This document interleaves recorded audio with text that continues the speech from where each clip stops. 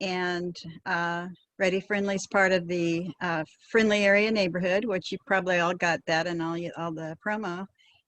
And it's my pleasure tonight to introduce Janina Rager.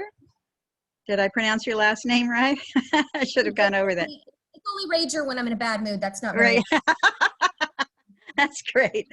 And she has been with the City of Eugene Police Department for 18 years and is a community engagement specialist and a crime prevention specialist, and has had special training in something I'd like to hear more about tonight, and that is crime prevention through environmental design. And that sounds fascinating. If there's things we can do without rebuilding our whole house. So Janina, would you like to start out by telling us more about that? Sure. So do we got everybody on? Are we ready to go? I think so. Okay.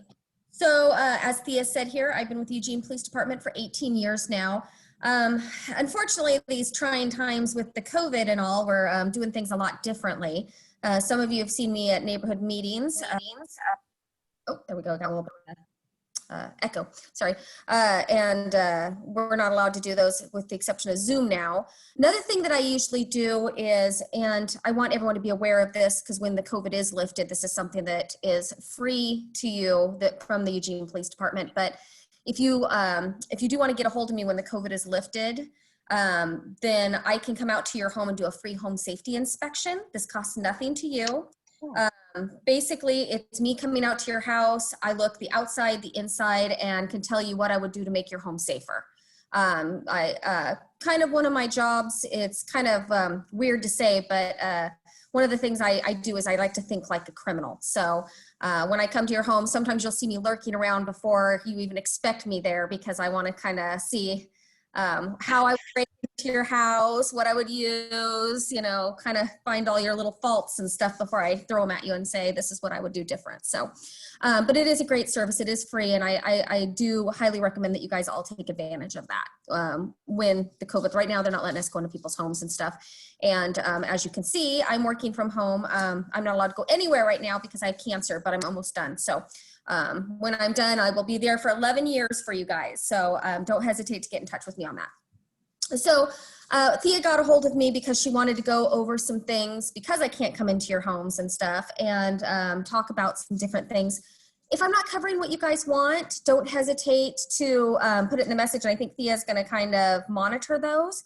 But additionally, if you guys go to the City of Eugene Police webpage, so all you have to do is Google, City of Eugene Police. And when that webpage comes up, you'll see a blue drop-down box. And when you see the community engagement team, if you click on it, you'll see all my information, my phone number, my email, everything. So at any point, if you guys have questions that you want to ask me that don't appear tonight or something, feel free to reach out. I work Monday through Thursdays. I'm still working from home and I'm there for you guys. So definitely get a hold of me so that I can help you with any of those questions if they don't get answered tonight. And that's on the webpage. So, wonderful. Yeah. So Thea wanted me to talk a little bit about, neighborhood watch and stuff, and also target hardening and crime prevention. So a lot of you, if you've never heard of it, crime prevention through environmental design, we get trained in this. It's looking at lighting, it's looking at landscaping, it's looking at everything around you basically that can make you a victim of a crime and how we can make you safer by adjusting those things. So I do have certifications in that as well. So I'm going to try and think of the best way to approach all this. I guess, go ahead. Why don't we start with environmental design and lighting?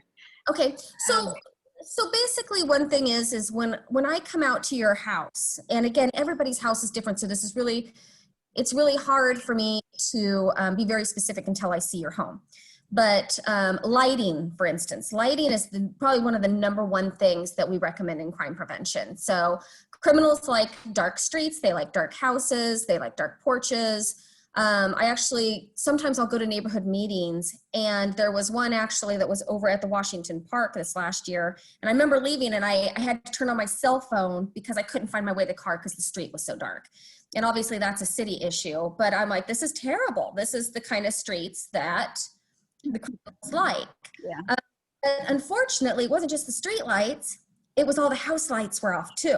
Everybody had their house lights off. So it was just so dark. And those are the neighborhoods that the criminals are going to be more targeted to go to because they work in the dark.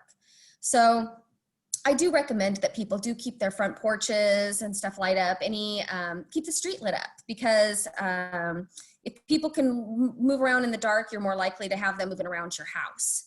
So lighting is huge. Landscaping. What are bushes that people can hide behind? You have bushes in front of your windows that I can hide behind. And if a police officer or a car's going by, is not going to see me prying into your window. Those are kind of things that we look at is, do you have landscaping that makes it easy for me when I say me, I'm pretending I'm the criminal. If me as the criminal, how can I hide as I'm attempting to break into your house? So when we do come out, I might be like, I would prune this bush here. I would trim this up to here. So I do look at landscaping as well. Windows. Right now, it's the hot season. So the main reasons that we're getting burglaries right now is people are leaving their windows open at night for fresh air. Additionally, you're working out in the car or in the garage or the yard all day long. So a lot of the burgs that I'm getting right now, and when I say burgs, I mean burglary calls, where a burglary meaning someone comes into your home or your garage and steals stuff, is because you're working, you forget to lock the pedestrian door, or you left the garage door open. So we're getting a huge influx this time of year in those kind of crimes. So, it's just being really, diligent to make sure that you're locking that stuff up. But one of the things I like to do is I'm kind of a gadget person. So, and Thia likes my gadgets. So that's one of the reasons she saw my gadgets last year. I don't think the average person needs to go out and spend, thousands of dollars on a home security system, because you really don't if your home is made safe by doing other means, such as dowels in the windows. Now, I get people, and if anyone doesn't know what a dowel is, it's just basically the wood stick in the window to keep it from opening. But I get people that put these in the windows with a little bit of space so they can open it for air, or the sliding glass door. But what the criminals will do is they'll take a stick or a hanger and they can actually come around and flip those out and still get to your house.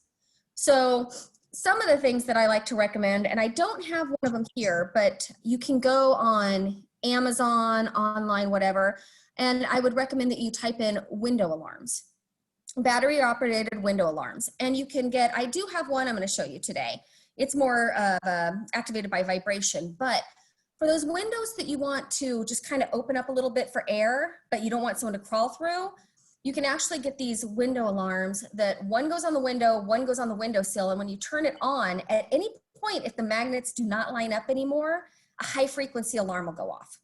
And these are great because noise is an amazing deterrent in crime prevention through environmental design too, because if a loud shriek and alarm's going off, a criminal's not usually going to be like, should I still go in? Maybe. They take off running.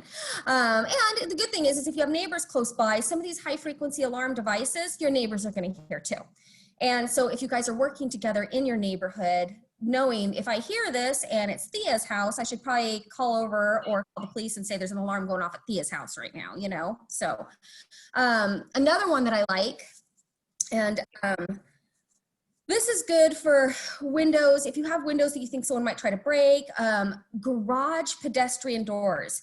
So if I'm a criminal, those are the number one doors I'm going to try to probably kick in on a house. Okay, so they're the most targeted doors out there. So if you have a garage pedestrian door, I like to make sure that those are locked, really good, deadbolt, get a good locking system in there, a good door frame, nice and strong.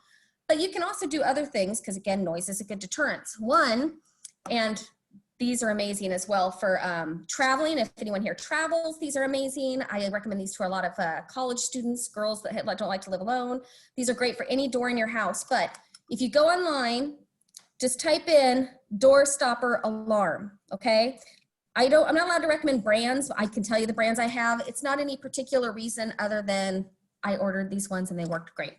What this one is, oh, my cat just came in and it's like, it's dinner time. Nope, too late. You missed the meeting.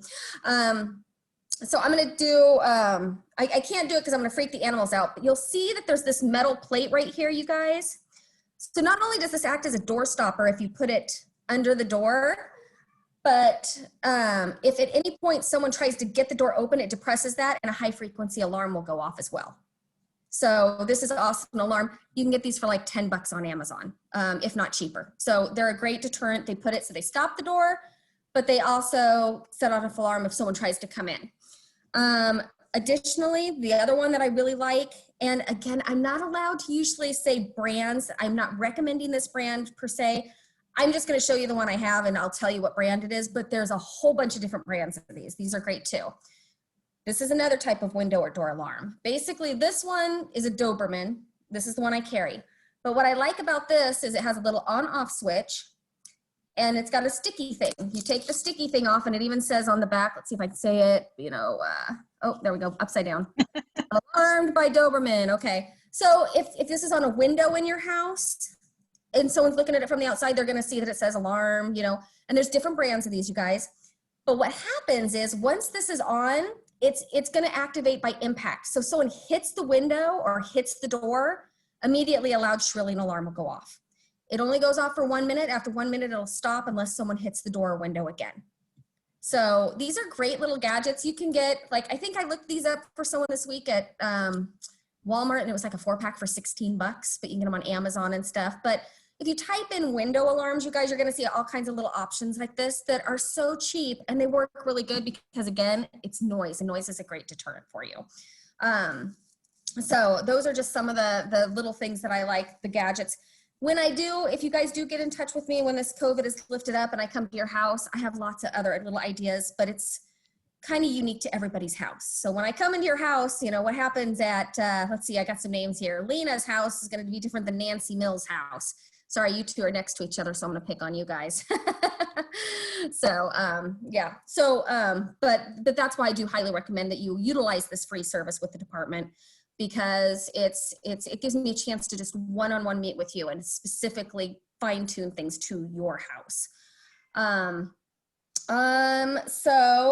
talked a little bit, like, you know, again, we'll look at lighting when I come out, look at bushes, look at things in your own yard. You guys would be surprised how many times I show up to someone's house and within about 5 seconds, I know how I'm going to break in your house very easily. And it's utilizing things that you provide me in your very own yard. And that's tools. You'd be surprised how many people leave garden tools out and stuff. And that's exactly what I'm going to pry your back door open with. And this is what we see all the time. We just see things, people are like, oh yeah, they used my, you know, my shovel. They used this, they used that. So no, a lot of times things that you're leaving around your yard and your property can be something that they utilize to break into your house. Those are things that I look at as well. We get a huge influx right now. Sheds, storage units and garages are kind of huge right now, getting broken into. We kind of saw a decrease in burglaries of homes because everybody's home right now because of COVID.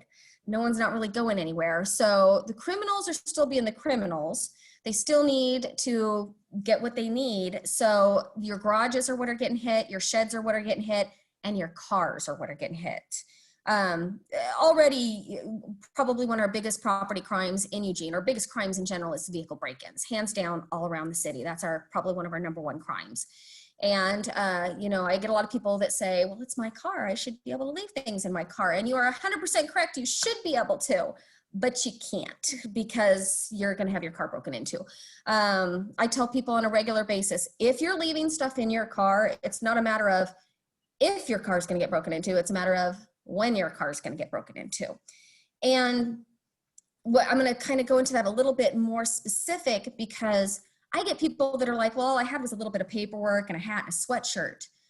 That's all that needs to be in there, because sometimes just leaving miscellaneous stuff in your car shows that you have a certain level of comfort leaving things in your car, which is now going to raise my interest level in, well, what's in the glove box? What's in the center console? This person's obviously comfortable leaving things in their car. And honestly, the mentality that we see with a lot of these criminals is, I need a sweatshirt and I don't care that I'm breaking your window out for it. So, I mean, we get these calls all the time where people are like, that's all I had in my car, but that's enough. That's all you have to have, is something just very simple sometimes. And they will smash your window out. They don't have to pay the insurance. They're not out anything. And so, you know, just utilize that. If they're seeing things in vehicles, it's gonna make you more of a victim.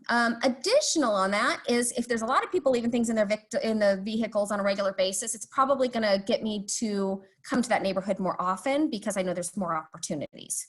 So, you know, maybe just like really being like, hey, I'm gonna pick on Thia. Thia, I walked by your car the other day and I saw that laptop you left in the back seat. She doesn't have a laptop in her back seat that I know of, but I'm just using that as an example. You know, and maybe even notice that if one of your neighbors has something that looks pretty important in their car, because sometimes we get busy, we don't necessarily recognize that our garage door is open or we've left something in our car. This is part of when we go into the neighborhood watch thing is trying to help your neighbors realize so that they're not a victim of these things. I go outside in the evenings just as a habit. I let my dog out to go to the bathroom, and the first thing I do is look up and down the street to see if any of my neighbors have left their garage doors open. You know, and I might just go, you know, if I have their number, call them and say, hey, do you know your garage door is still open? Because we're outside, we're working, we're doing things, and we might just forget.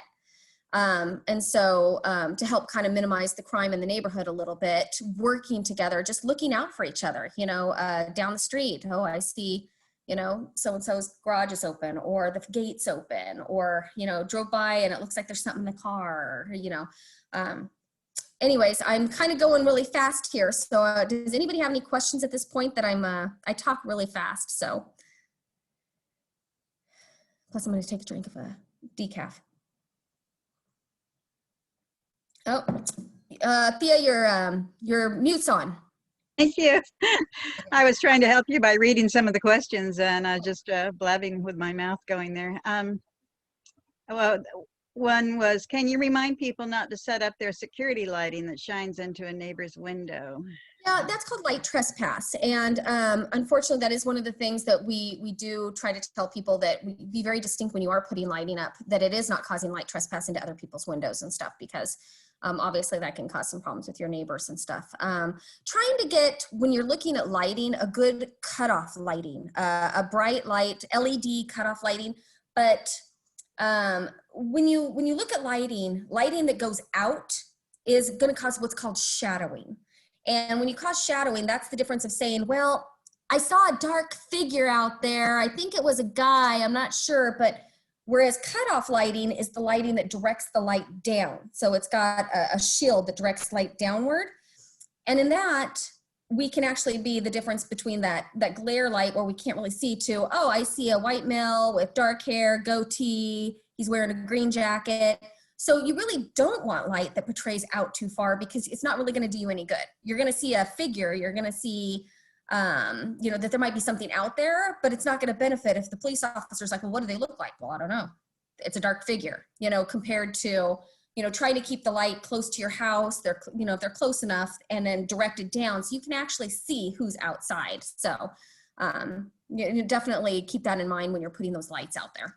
That helps keep it, you know, we have a lot of concerns to be able to, you know, see the night sky. So that's another concern. If it's downward facing lighting, then that can help keep the stars still visible. So Thia's first question about, is it good to have, I talked to one police officer at one of the things where they set the booth up, and he says, my house is lit up like a carousel. I mean, like a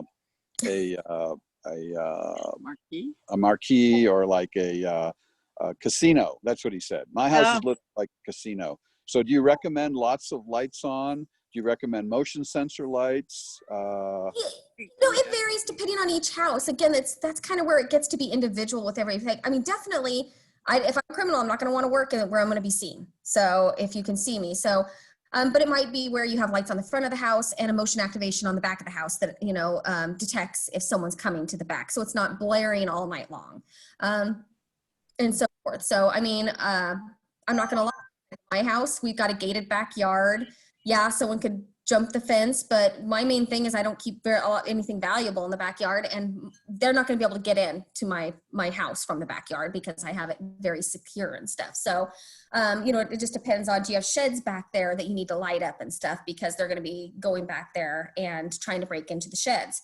And then that comes to another question, is how secure are the sheds? Do we need to make the sheds more secure? So that's where it kind of gets into more of an individual per household to household decision.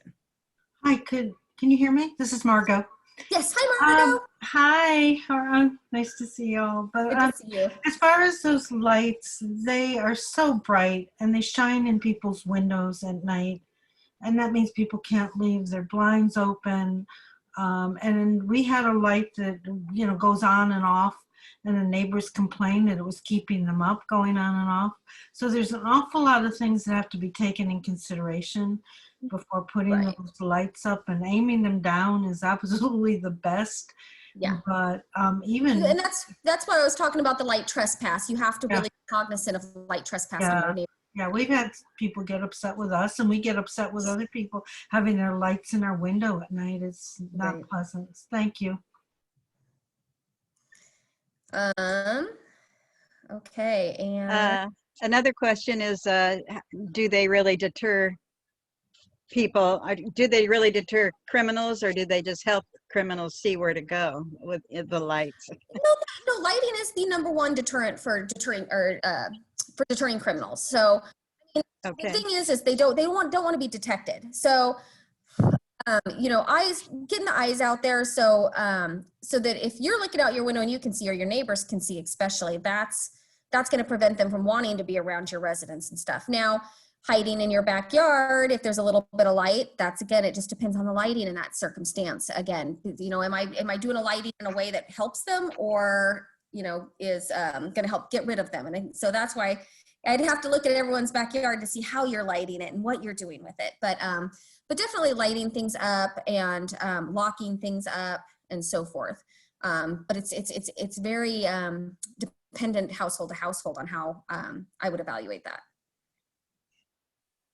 When it's not COVID, how many visits do you make, home visits do you make a week?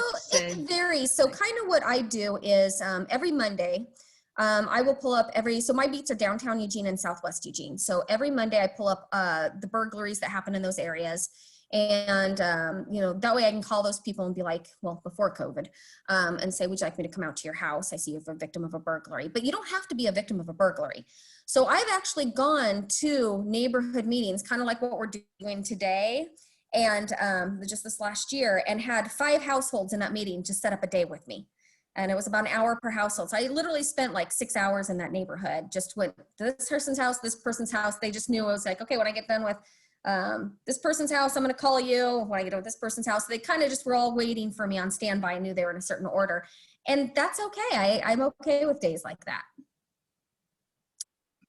Great. But yeah, so we do look at the lighting, the locks, the windows, your doors, everything, little gadgets you can use around the place. I don't know how your guys' neighborhood watch is. And kind of what I was talking to Thia about is that I apologize because I just found this out today. I had a meeting with our team at 10 o'clock today. Thia did a great job at printing off all this information for you guys on neighborhood watch packets. And in today's meeting, I got told they took that packet down because there was a lot of outdated phone numbers and stuff. So Jeff Blonde, who is in our unit, he's one of our program managers, he's trying to revamp that system. So it's going to come back up again, but he recognized that, some of these numbers aren't the correct numbers anymore and stuff. And so he's trying to update that right now. But if you do go to the City of Eugene Police webpage, and then you'll see that blue drop-down box. It's got lots of great references. You'll see the one that says protect your home. It used to be that the crime prevention or the neighborhood watch packet was in there and you could click on it and get all this information. It's not there right now. So I went to go look at it. I'm like, wait, where'd it go? And I brought it and he's like, I took that down to change. And I'm like, so I apologize that it's not there right now, but it is due to be coming back again. So. Okay. Janina, I would like to announce too that we do have this digital handout that all the registrants will be sent that has those links on it and some other things. So that's why they're not going in the chat. It'll be sent out as a handout. Wonderful, thank you. And probably by that time, either tonight or tomorrow, then they will have it to refer to, and hopefully the page will be back up. Perfect. By then as well. Yeah, okay. I don't know. He didn't give me an exact time, but I know he's working on it. So that's all I've got, unfortunately, right now. But I do want to talk a little bit with you guys kind of, because right now everybody's home so much, and with the COVID and stuff, not a lot of people going places and stuff. I do like neighborhood watches. With the neighborhood watch, it's hard because, you know, originally I would meet everybody at someone would be like, hey, I want to be a neighborhood watch captain and let's meet at my house. And they would get that started and stuff. Of course, we can't do that right now. This is kind of our neighborhood meeting right here. The new, who knows how long this will go on, but via Zoom. So the things that kind of usually with a neighborhood watch is obviously the point is getting those eyes out there on the street, you know, watching out for your neighbors and so forth.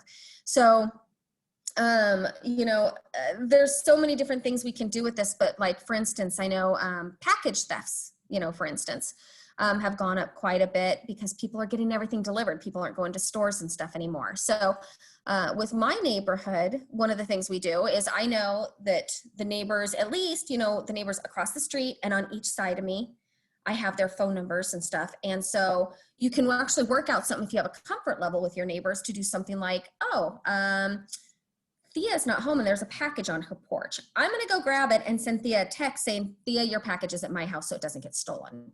And have that agreement with your neighbors, of obviously, so you're not just taking things off their porch, but you know, that's kind of a good thing in your neighborhood to kind of deal with the theft of package situations that's going on right now, because we do see an increase of that usually around Christmas and stuff, but because everyone's getting stuff delivered right now, we are seeing a lot of package thefts off porches. So, and mail theft. So looking out for each other in that aspect is kind of good. So even if it's just the neighbors on each side of you, you know, directly across the street or on each side, to kind of help keep that from going.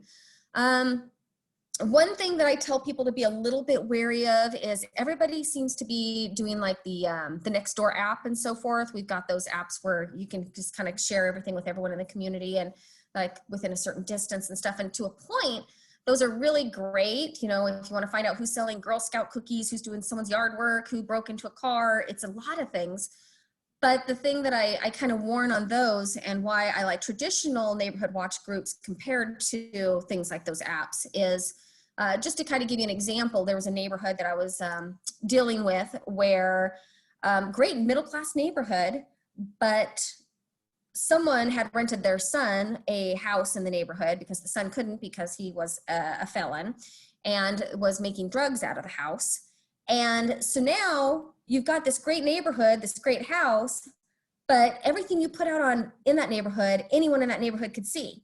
So if you're saying, oh, hey, I'm going to be out of town this weekend, does anyone know a good cat or someone to watch my cat or dog? You know, that information's going to someone that in your neighborhood that could be a felon, or you don't really know that well. So you have to be really cautious when you go on these apps, what you're putting out there, because people actually watch those apps as well to see what's going on out there, especially if they have criminal mentality. So with a traditional neighborhood watch, one thing that I like is it doesn't have to be too big. It could be just several city blocks, and maybe you have a captain in each of those blocks that can communicate with other city blocks. But basically a group, or like 1 or 2 blocks or something like that, where you guys are just watching out for each other. Maybe have a group text message that's not supposed to be about who's selling cookies or who's trying to get a job for their kid or whatever, but specific security questions. So say that, I'm gonna pick on any name here. So Margot, your name just popped up on the screen. So I'm gonna say, so say Margot's at home and she sees someone out looking into cars. Maybe this group text for that direct 2-block radius, she can send out a text saying, there's a, you know, white male adult, goatee, green jacket, at this intersection looking in cars. And now everybody knows that there's someone out there, to be aware of it, you know, get the police, someone can call the police. And honestly, go out and, you know, if everyone goes out and looks, this person's probably not going to stay in the neighborhood if they know everyone's coming out and watching them. So I kind of like the traditional where you work as a neighborhood, but it doesn't have to be big. You know, I don't want it to be a 10-block radius because that's just too much to manage. But it might be where you guys have 2 blocks that one person is the captain of, and then maybe 2 blocks down, someone else is the captain of, and maybe the captains communicate with each other, you know, or something. But neighborhood watches really right now, I think, are our prize for where we're at, because everybody's home, and I think that they just work a little bit easier. Any questions on that so far? Do text groups seem to be the favored way of doing it now? Or? Yeah, I mean, because not everyone's going to check their emails and stuff, but a lot of Right. people are unfortunately glued to their phones nowadays. That's just unfortunately what it is. We all have our cell phones on us pretty much most of the time. So, you know, we sleep with them. We use them as our alarm clock, you know, I'll even tell people you could set it up to a certain ringtone. So if it is an alert from one of your neighbors going out, a certain ringtone goes off and you know, hey, something's happening in the neighborhood. So, I kind of like that too. So if it goes off in the night, of course, I do turn mine off at night because I do like this thing called sleep, but I think most of us do. But at the same time, it's, you know, it's good to at least have that communication with each other in close proximity so that you guys know if something's going on in the neighborhood. Janina, we may need to back up a little bit. A question is, what exactly do neighborhood watches do, and how does that work? So basically a neighborhood watch is just basically the people in the community working together to try to fight crime by watching out for each other. I mean, as much as I'd like to say we could put an officer on every city block, we can't. You know, we don't even have enough to really cover the whole city, but it's when you get a neighborhood watch, it's keeping those eyes on the street. And again, eyes on the street is the huge in the subtype when we were talking earlier in crime prevention through environmental design is doing whatever you can to let the criminal know they're being watched, to let them know that the neighborhoods are keeping their eyes out there and stuff. So working as a neighborhood to, like I said, you know, check to see if someone has a package on their porch, have meetings on a regular basis, talk about things that are happening in the neighborhood. I'll have people have me come out on a regular basis, like twice a year to neighborhood watch meetings to kind of go over the crime trends and stuff like that and what's going on and just kind of updates and stuff that people can talk to me about too. So I'll actually come to those meetings once they're, you know, up and running again. Well, or like this, but you really do. We kind of have gotten out of that. I joke with people that I'm still one of those people, like a new neighbor moves in down the street and I'm like, oh, I should take them cookies. How many people do that nowadays? How many people can honestly say, you know, the person 3 or 4 houses down, like know them, you know, like you can go talk to them. And some neighbors, yes, but you don't see that as much anymore. We've lost touch of getting to know our neighbors. And so we don't really know what's happening in our neighborhood. We don't really know all the time what safety concerns or it just helps when you have those neighborhood watches to connect with the neighbors so that you have a better idea of who's in your neighborhood, how to connect with those people, and whether it's a good thing or a bad thing. It may not be a good thing or a bad thing. I mean, your neighbor 3 down, you may not want to know, but it's good to know that you don't want to know. So what are people supposed to do if they do call police and the police don't come? They shouldn't go out there and try to ask, what are you doing here? no, I mean, it's like, obviously you always want to hope that an officer is going to come. The sad thing is sometimes there isn't one. That's the biggest frustration that I tell people is kind of a situation that I dealt with. It's been about a year and a half ago now. Is a great house up in the South Hills. This wonderful little retired couple in their 80s, gated driveway. Always leave their doors unlocked because they're way up in the South Hills, gated driveway.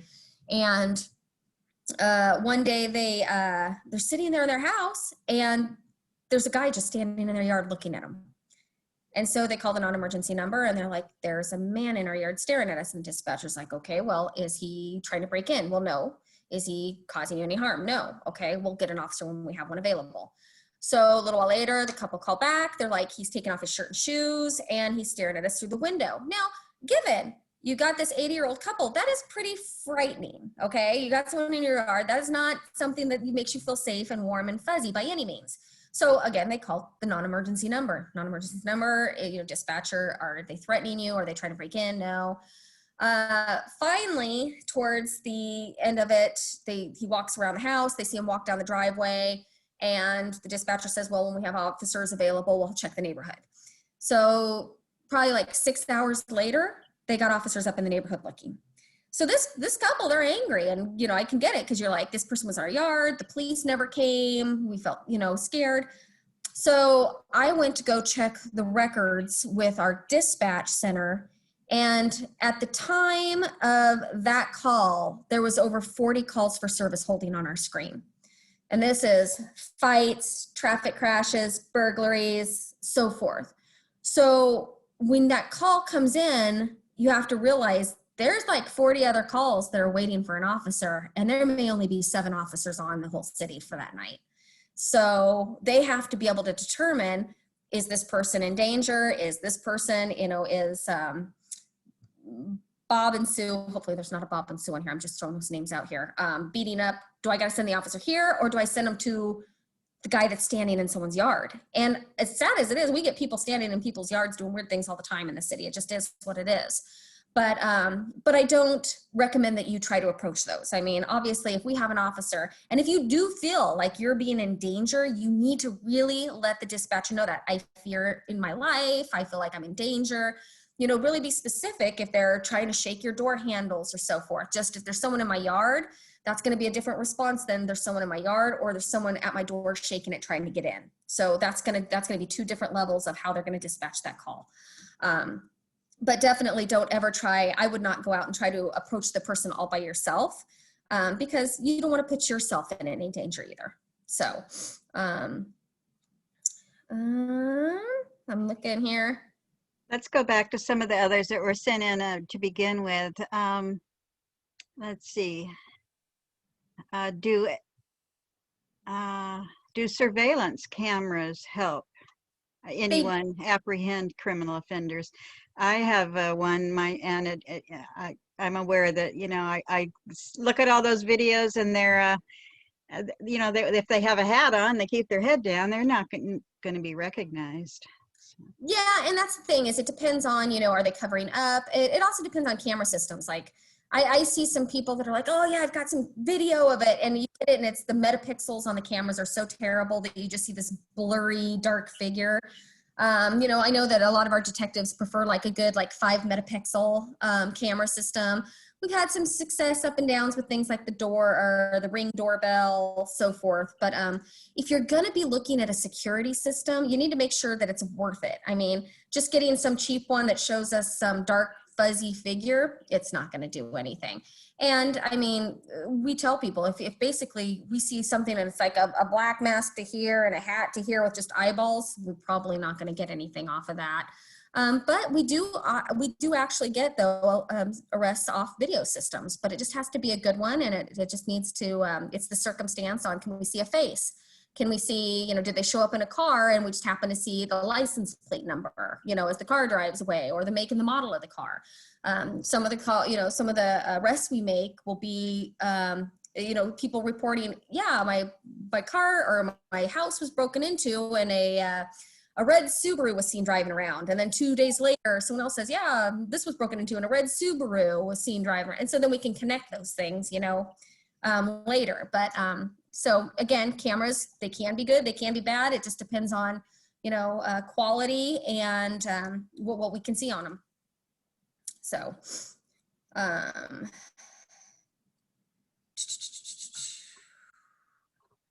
about other types of alarm systems? Yeah, alarm systems, the thing to keep in mind with alarm systems, and this is why I like the little gadgets I showed you guys, is so if you have, ADT or one of those major alarm systems, just know there has to be a verified proof that someone's actually breaking into your house for a police response, because we get false alarms all the time. I mean, I can't even tell you how many false alarms we get. And again, we don't have the officers to go to all of these. So when you have these home security systems, kind of what happens is an alarm goes off, and the police have to have someone call in that says, we're watching, whether it be from the security company, whether it be the resident, saying, yes, there is actually someone in the house, or yes, there is actually a crime happening. So, I mean, it's a noise thing again. So you have an alarm going off, and yes, there's an activation, but you have to have proof that there's someone in your house. You may not necessarily get a response right away until that happens, which again is why I like a lot of these little devices and stuff, because they're still going to make noise and so forth. And I mean, alarm system's good if you're out of town and you have it set up with someone to check on it and stuff like that. But just know you do need to make sure that there's some way for the officers to know that there really is someone breaking into your home. Someone wants to know how they can get a street light added to their street. You got to go through the city, Public Works. Yeah, and it's hard. I just dealt with the, I don't know if you guys are familiar, but my last project before I got stuck home with COVID and cancer was I got the lights finally, and it took forever. And it was so hard to do behind the fairgrounds there by the e-web station. And that was the, right now, they said for me to get any more lights, I think there's like several months worth of people waiting to try to get, and it's a huge fight because everybody in the city's wanting to light up the city right now. So that's a public works thing, unfortunately, and you have to go through the city to kind of fight for that. Honestly, whatever you can do to light it up, do it, because if I had all the money in the world right now, I'd light up every street in this town with good cutoff LED lighting, directed right down. But that's what's going to make a safer neighborhood. But that's beyond my control. That's going into public works and the city for that. That area by the substation is where that fella shot off a gun. Yep. And he was caught on video somehow. Yep, they caught him on video and stuff, and it was just after that. That's what actually got me to get the lights. Actually, I was finally able to get the lights because of that. So that was my last success story, and then here I am. So, but where was the video? Was it a private video or was it e-web? Oh. Yep, it was a private resident who had the video. So again, that's where you say your videos can come in. They actually had it directed at that little alley between the substation. So, and it was very good video. So. And that's why I said, so, it's the circumstance, you got someone going down the alley. He probably wasn't expecting someone to have their video facing in the alley. That kind of went between the substation and stuff. And it's a good thing because, if you look at the direction that he shot, it went right towards the main street. Someone could have easily been hurt. So, wow. Yeah. How can you tell the difference between if someone's a criminal or they're just a visitor to the neighborhood? And another question that might go with that is, how can we be inclusive of people who are disadvantaged without making them feel unwelcome in this time? Right. And unfortunately, I'm getting probably today, I can't even tell you, my email actually was blowing up today. And it's one of those things that it's kind of a hard question to answer because we live in a city that is just so amazing with love and heart towards, those that are less fortunate and stuff. And so you want to do the best to help people, but at the same time, you don't want to, bring people to your neighborhood that could be committing crimes and so forth and taking advantage of the situation as well. The one thing I will say is Eugene is amazing with the amount of homeless services we have. The mission, all the different food resources we have. So one thing that I do recommend is you go online and research, get the phone numbers for the mission, the dining room that's downtown, all these different things. And someone's in your neighborhood that you're like, okay, I feel like that they could use some help, but I really don't like them like leaning around here. Give them that information, and if you feel like they need help, if you call the non-emergency number, Cahoots actually is part of the Eugene Police. They function through our non-emergency number. So if you feel like there's someone that's disadvantaged in your neighborhood that needs to get to a resource, just call the non-emergency number and say, is Cahoots available to help this person? Because that's what that service is for. So, however, at the same time, you don't want to necessarily draw people to your neighborhood either.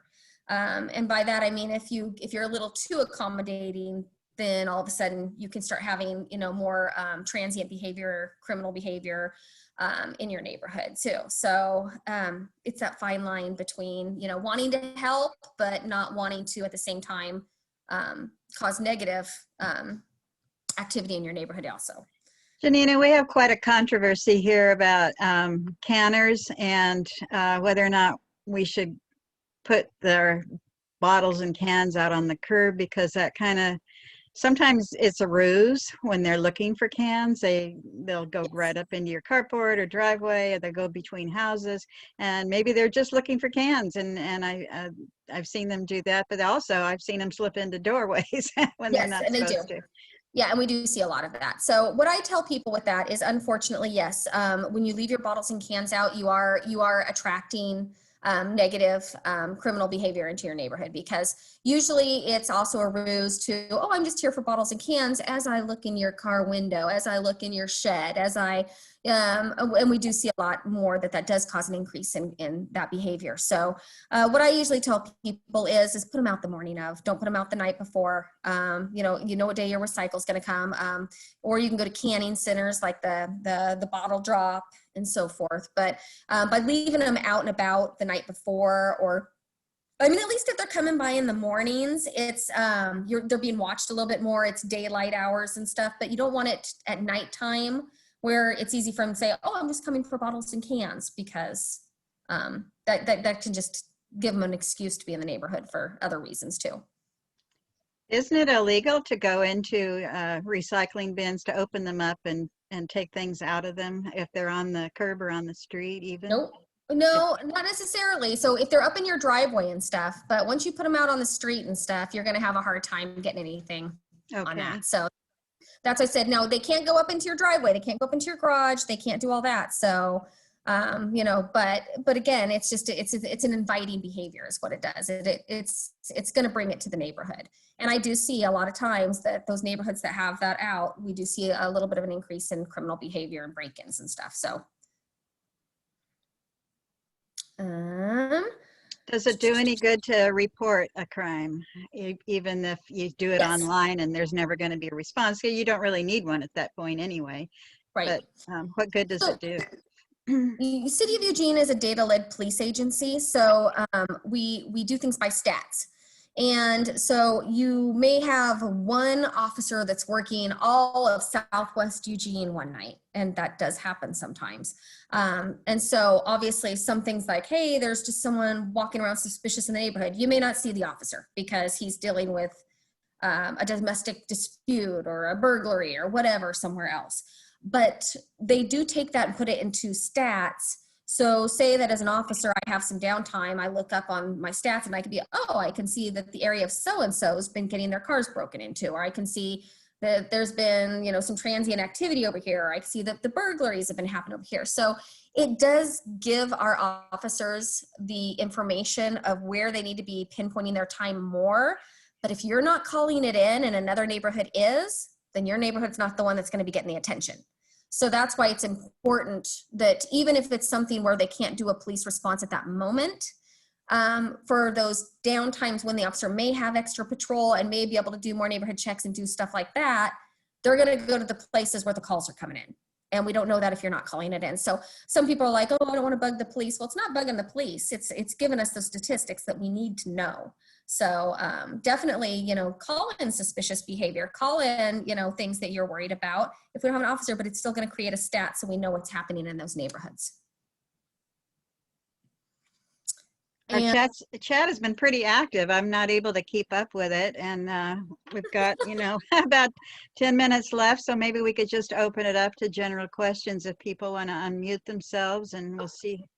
Will that work? Oh, I better get a drink of my coffee here. Yeah.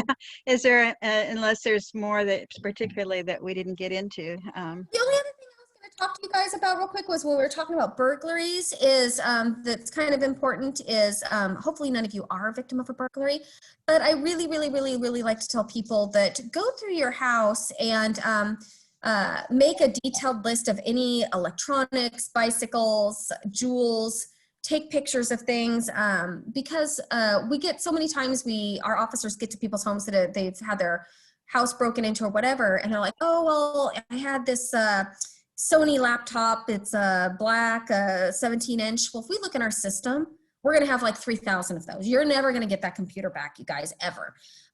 So what I like to tell people to do is make a list, a detailed list of anything of value in your house. If you have jewels, major jewels, wedding rings and stuff, have a good photo of them and keep it somewhere safe. And I actually say make doubles, because say your house gets broken into and your wedding ring stolen, your laptop stolen, and, you know, a few other things, serial numbers. You can get the copy that you have, highlight that, and hand it to the officer and be like, yep, here's this. It's the serial numbers. Here's the photos. Here's what it looks like. Because all pawn shops in the Eugene Springfield area have to hold things for 14 days. And we have a crime analysis team that look on all the different various websites that try to sell things and stuff like that. So you are way more likely to get your possessions back if we have that information right when the officer gets there. Because when that officer gets there, if you have that information ready and available, they put it in their report, and within hours, it's in our crime analysis unit, and they're starting to check for pawn shops, and they're starting to check for stuff. So I know it's kind of time consuming, and everyone's like, I don't want to go around my house and write down all my serial numbers and do all this, but especially if it's things like precious jewels and stuff, we have photos of that stuff. It really helps. It really helps a lot. So make it kind of a COVID project, if you will, to go through and do those things. But it is. It's a good one for this time. And I wasn't aware of that 14-day hold, because when my car was burglarized and a lot of my emergency prep gear was stolen, I spent the next 2 weeks going to pawn shops every day, and I didn't know about the hold. I should have waited 2 weeks. Yeah, I didn't know. Yeah, I did a lot of it. It was from thrift stores and stuff, and I really hadn't inventoried or taken it all down, but it all added up to try to replace. So somebody else have a question here? I do.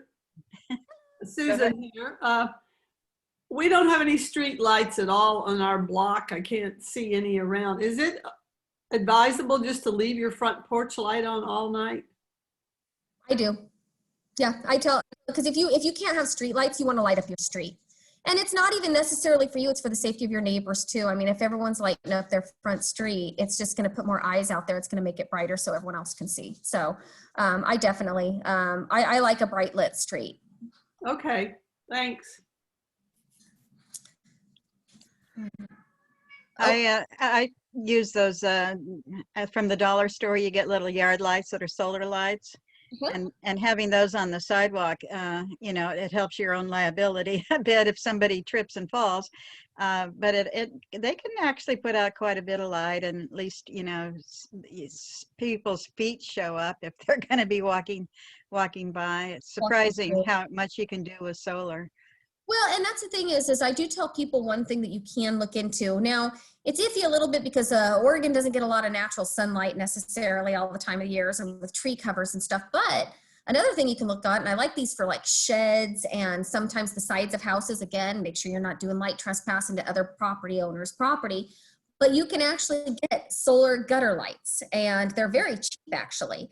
And so they're solar powered, but if you're not getting enough sunlight in one day, they may only last till like 1 in the morning instead of all night long. So that's the other thing, but they are a cheap and alternative thing that you can add to your house to give it a little extra light, or sheds and so forth. It's not going to cost you a ton of money. So, and I do like those light up, and you can get them with good cutoff that comes straight down. So, anyone else in there? Someone says they've heard of lights, locks, and landscaping. For the landscaping, how do we do that without letting plants grow within 8 inches of the structure? Trying to keep them 8 inches distance so that we can also discourage insect and spiders and critters indoors. I do the 8 inches just to keep the mold off the siding, mildew rather. When I look at bushes, mine is more for crime prevention reasons, though the spiders are little criminals in my mind. So I do get that. But when I look at your shrubs and stuff, I'll look more for like ambush points, hiding points, things like that. So, just can someone hide in your yard and commit a crime? That's the thing you have to look at, I think a lot of people love the nice natural yards. I love a good natural yard. But can someone hide while they're trying to pry open my window behind a bush? So those are kind of the things I look at there. Janina, could you do a Zoom house visit if somebody took their laptop and toured you around the house while you were at home? You know what? I'm not saying it's impossible. So definitely I would try. So if someone wanted to walk around with their laptop and ask questions, I would be more than happy to do the best I could. So definitely, we're in a new time here that we're trying new things. So definitely, if you want to walk around your house with a laptop and get my feedback, I would be more than happy to accommodate. It might not be exactly the same, but I would still do it if you wanted it. Yeah. That's great to know. Who knows when this is going to clear, so. Yeah. Oh, and I wanted to say too, the inventory form that's on your police webpage. Mhm. I have that link in our handout Oh, good. Okay. for you. You can click on the link. It's a PDF and print it out, and you got your inventory. And that's a great thing to do now, as well as take a video of everything and put it on a flash drive and pop it in a safety deposit box or somewhere else. It's good for insurance purposes if you something happens to your home as well. Yeah. Hi, I have a question for Janina. This is Rini from the city manager's office. Hi, Rini. Hi, how are you? Good. How are you? Good. I'm a little bit of an interloper here, so I hope the neighbors don't mind. I'm curious for my neighborhood and also just to know so I can talk to other neighborhood associations about your presentation. I live right downtown, so this is a little personal. Okay. And I have a trespass letter of consent on file. And I Now, wonder is it if with your business or home? it's my home. Okay. So I do know you might want to get in touch with Jeff Blonde, or I'm sorry, Harlow Mino, because I know they're revamping that system right now too. Oh. And, to where I think they're only going to be doing trespass letters on businesses. Trespass signs on your property and so forth. Obviously, that's you saying you can't trespass, and you can call the police and say, hey, there's someone on my property. I have a no trespass sign on my property and so forth. But I think that they're only going to be doing the trespass letters actually with businesses now. Okay. Okay. So That link is on our digital handout if, if somebody. I know today literally was just like this explosion of all this information in this meeting. Well, Things are just getting redone left and right, and I'm trying to keep up on it. And so, but yeah, Rini, you would want to get a hold of Harlow Mino on that. And so if you go to the City of Eugene Police webpage and just go into the Sure. thing, on his link, and you can get a hold of him, and he'll be able to give you more exacts on that. I have them on speed dial. So I have another question, and this is for folks who might have rental properties. And is there still the program where, say, for instance, I have a rental property that's in another part of the city, can I get EPD reports on any police calls to that property? That's Yeah. Harlow also. Yeah. That's Harlow? Okay. Yep, that's Harlow Yeah. too. Mhm. Okay, Yeah, great. so he does the rental properties and the trespass letters. So if you go again to that website, get a hold of him, and he's the one that will be able to help you with that. Okay, because I often encourage neighborhood folks who have concerns about a non-owner occupied property to ask the owner to sign up for that program so they get that knowledge as well, because sometimes it feels like people don't have anywhere to vent, you know, that Right. Nope, I get it 100%, definitely. Yeah, All so right. get hold of him and stuff. I mean, I'd like to know I'm the expert on that, but I'm not the expert. I can only direct you to the Okay. expert, which is Harlow. So Thanks, Janina. Take care. you're welcome. You too. It's been very helpful to have that program. As a landlady, I get notified if the police, a question real quick, if someone sneaks into my home or backyard and my dog attacks them, am I liable? Well, no, not in your home. I mean, someone's coming into your house. That's kind of an iffy question. I mean, if we're in a kind of a world now where sometimes someone can say, oh, I walked through because I thought it was my aunt's yard or something like that, and the dog attacks and stuff. I think they'd see a hard time really proving anything like that.